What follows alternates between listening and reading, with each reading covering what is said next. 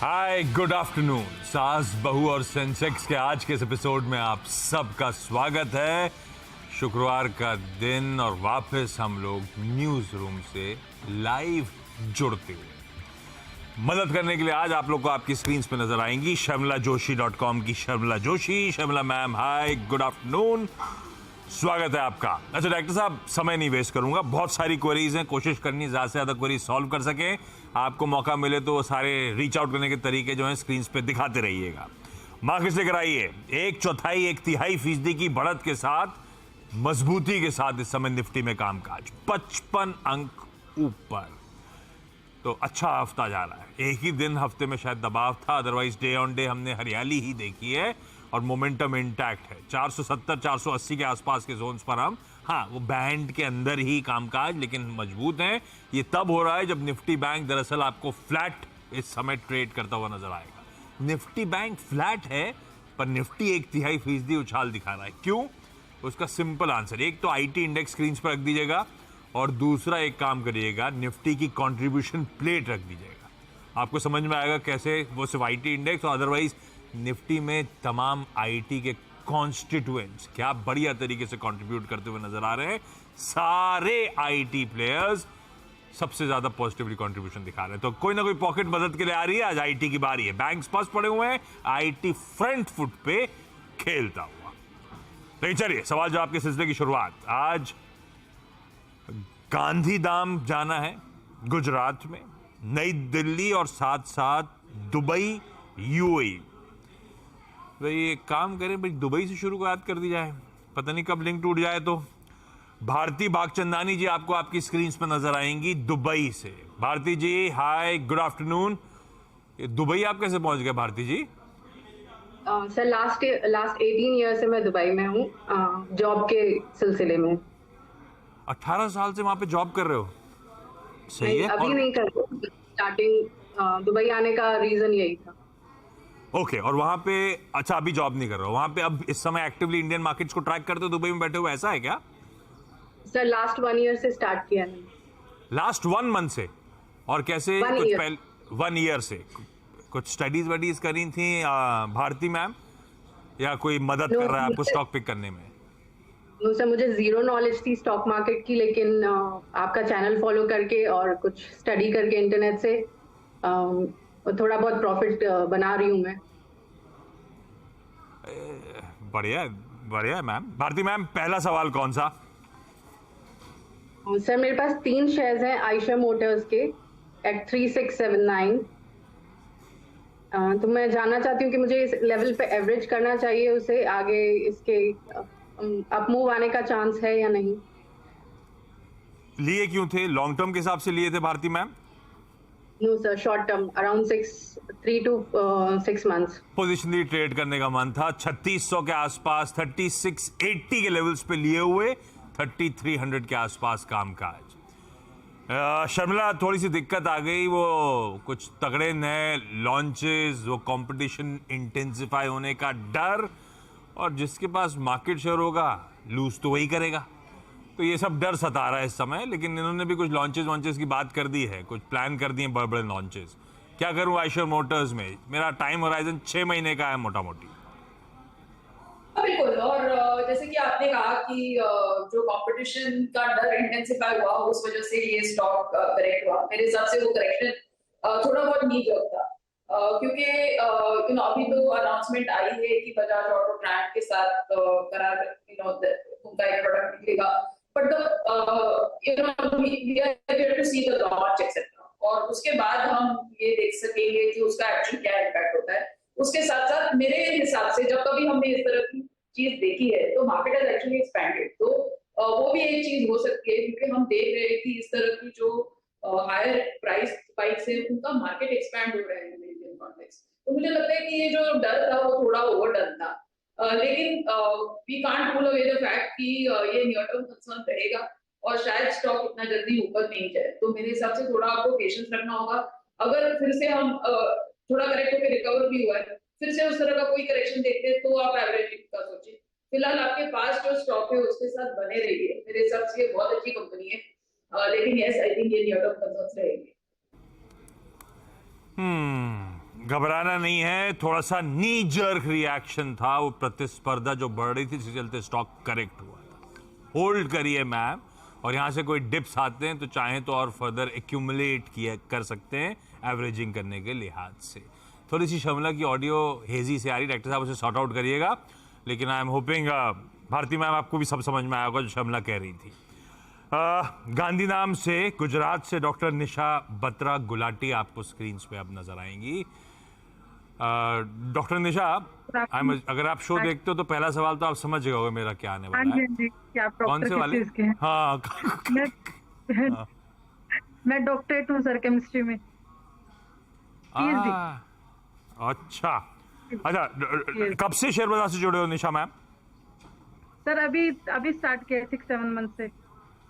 और कैसा गया है 6-7 महीना? बढ़िया चला, नहीं चला, दिक्कत आ रही है? हाँ जी, नहीं ठीक चला, बस 2 में थोड़ा दिक्कत तो लग रहा है मुझे।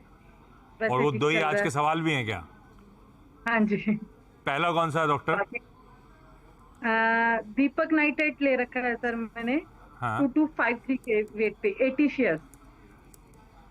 80 शेयर्स 2253। और ये लॉन्ग टर्म के लिए लिया हुआ था? जब लिया था तब लंबी अवधि के हिसाब से सोचा था? सर ये पोजिशनली सोचा था, पर लंबी अवधि तक होल्ड कर सकती हूँ, कोई ऐसा प्रॉब्लम नहीं है।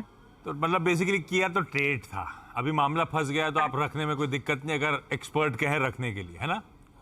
हाँ जी, हाँ जी।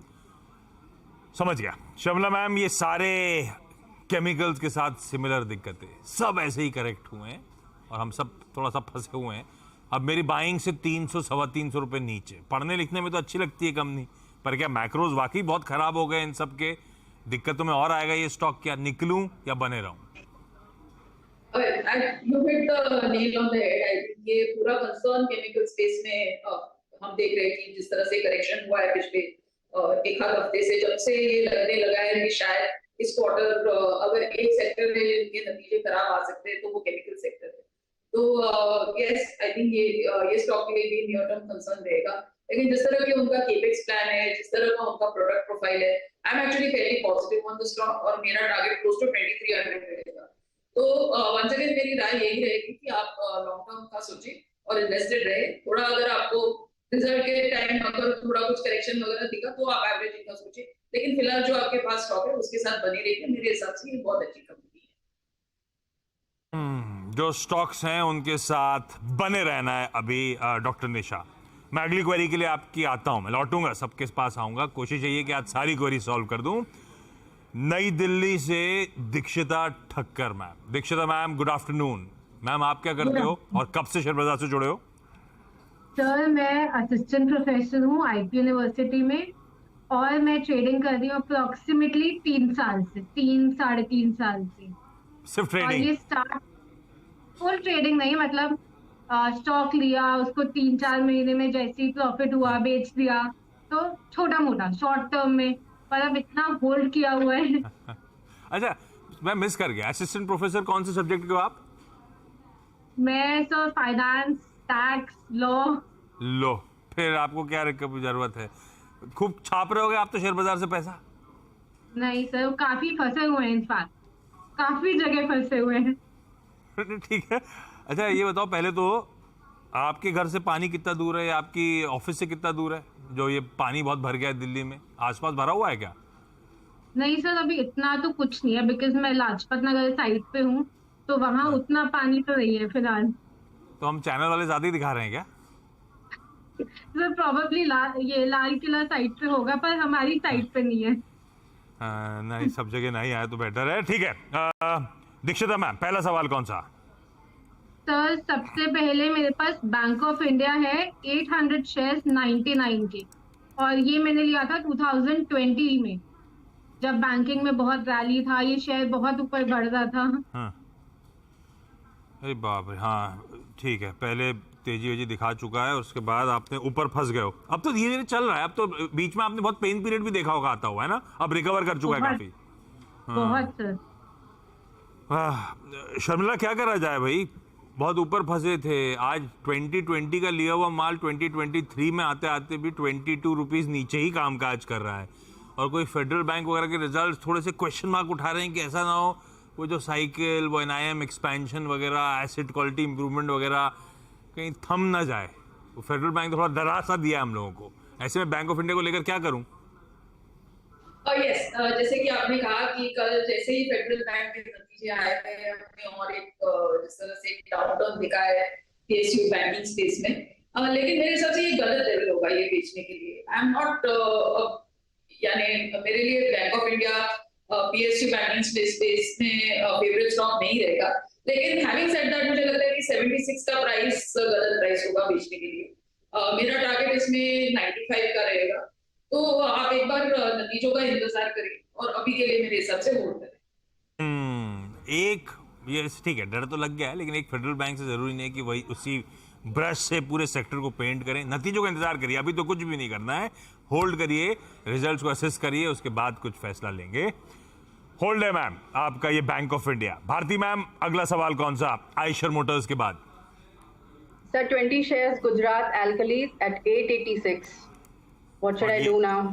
ये भी ट्रेडिंग वाला मामला था ना? सर ये बहुत इनिशियल स्टेज पे लिया था मैंने, मुझे कोई नॉलेज नहीं था और स्टॉप लॉसेस वगैरह का, तो फंस गई उस शेयर में।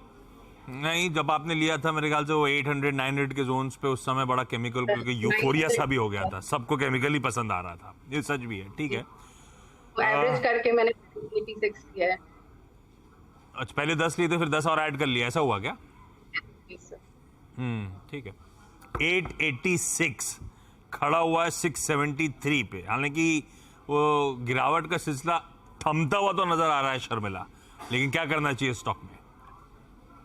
बिल्कुल, I think just to add, जो हमने पहले डिस्कशन किया था केमिकल स्टॉक्स के बारे में, जैसे कि आप कह रहे थे कि एक समय पे सबको केमिकल स्टॉक्स पसंद आ रहे थे क्योंकि उसमें वो पूरा कोविड का टेलमेंट था। तो सब एक China plus one manufacturer supplier ढूंढ रहे थे ताकि उनको पूरी तरह चाइना पे डिपेंडेंट नहीं रहना पड़े, लेकिन वो चीज भी बदली है। उसके बाद एक ऐसा भी दौर चल रहा है कि जहाँ से यूरोप के सप्लाई कर रहे थे केमिकल कंपनीज, अब वो भी वो दो tailwind are somehow in the price. तो हो क्या रहा है कि वो टेलविंड निकल गया और उसके साथ साथ ये खबर चली है कि यहाँ पर नतीजे इस क्वार्टर थोड़े नरम रह सकते हैं पूरे सेक्टर के लिए। तो ये पेन मेरे हिसाब से बना रहेगा थोड़े समय के लिए, इतना जल्दी ये जाने वाला नहीं है। हैविंग सेड दैट, मुझे लगता है कि just as I said for Deepak Nitrite, of course I think Gujarat एल्कली मुझे इतनी पसंद नहीं है दीपक नाइट्राइट जितनी, लेकिन ये प्राइस मेरे हिसाब से गलत प्राइस होगा बेचने के लिए। यहाँ पे मेरे टारगेट्स क्लोज टू 800 रहेंगे, तो मेरी राय में अभी के लिए आप बदल।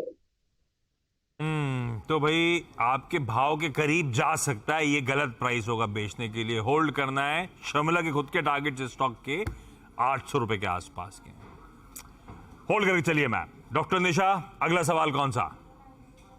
सर मेरे पास 75 शेयर्स हैं SBI कार्ड के 904 के रेट पे। क्या कर रहे हैं? और ये कितने समय के लिए, क्या क्यों लिया था बेसिकली? सर वही पोजिशनली लिया था, बट होल्ड कर सकती हूँ उसको, लॉन्ग भी कोई ऐसा वो नहीं। मतलब आप 3-4 महीने के हिसाब से रखते थे बेसिकली, ऐसा आइडिया लेके हाँ चलते थे? सर यही है कि 10% आया, 5% आया, बस। नहीं तो ये चुना कैसे जाता है? जब पोजिशनली स्टॉक ढूंढते हो तो ये चार्ट्स पे स्टडी कर रहे थे या कोई बता रहा था या अपने मन से कुछ भी? मोमेंटम में था। हाँ ठीक है, उस टाइम पे मोमेंटम, तो मोमेंटम वाले स्टॉक्स पे हमेशा स्टॉप लॉस लगाना जरूरी है। जब मोमेंटम अनफेवरेबल होता है तो दिक्कतें उतनी ज्यादा पलट के आती हैं। करेक्ट तगड़ा हुआ है, 900-925 के जोन से ही करेक्ट हुआ, लेकिन शर्मिला करेक्शन के बाद अब शायद एक कंसोलिडेशन की तरफ बढ़ चला है। SBI कार्ड्स किस तरह के पेडिग्री है? लिया पोजिशनली था, मोमेंटम चेज कर रहा था, लेकिन अगर अटक गया हूं, पोर्टफोलियो में रखने लायक है या नहीं? सर मैं फीलिंग अबाउट दिस, क्योंकि मुझे लगता है ना कहीं अगर आप ग्लोबल कॉन्टेक्स्ट में देखें तो कार्ड्स का बिजनेस थोड़ा डेटेड है, लेकिन अगर आप और अगर हमारा आपकी मेरी भी अगर आप सोचे तो wait we really use credit cards anymore. हम ज्यादा से ज्यादा payment online, UPI, cashless, cardless, इस तरह के पेमेंट सब करने लगे हैं। Having said that, I think SBI cards, क्योंकि ये सिर्फ एकमात्र ऐसी उसकी लिस्टेड कंपनी है स्पेस में इन द इंडियन कॉन्टेक्स्ट, और उसके साथ साथ अगर आप पेनिट्रेशन लेवल्स देखें, उनके अगर आप नतीजे देखें कि किस तरह से वो और उनके और कार्ड्स दे रहे, तो समझ में आएगा कि यहाँ पर अभी भी बिजनेस बढ़ सकता है और ये इसका वैल्यूएशन ठीक है, तो इस लिहाज से मेरे हिसाब से आपको इसमें बने रहना चाहिए। पर जैसे मैंने कहा, you know, I think in terms of a long term business this is not my favourite business. ठीक बात। तो अभी करें क्या? अभी होल्ड करें, भाव वाव आए, थोड़ी तेजी आए, निकल जाए, उसके बाद पलट के लौट के ना आए फंडामेंटली स्टॉक को चुनने के लिए, ऐसा? यस, बिल्कुल, क्योंकि मुझे लग रहा है कि अगर आप डेटा देखेंगे तो डेटा सपोर्ट करता है एसबीआई कार्ड्स को। उनका अगर आप डेटा देखेंगे कि किस तरह से कार्ड्स उनके बिके हैं और you know more customers coming to them etcetera, तो वो डेटा देखकर that's where what we have to look at, right, कि नंबर्स किस तरह है, डेटा किस तरह से, तो वो सपोर्ट कर रहा है, तो इसलिए अभी के लिए आपको देखिए।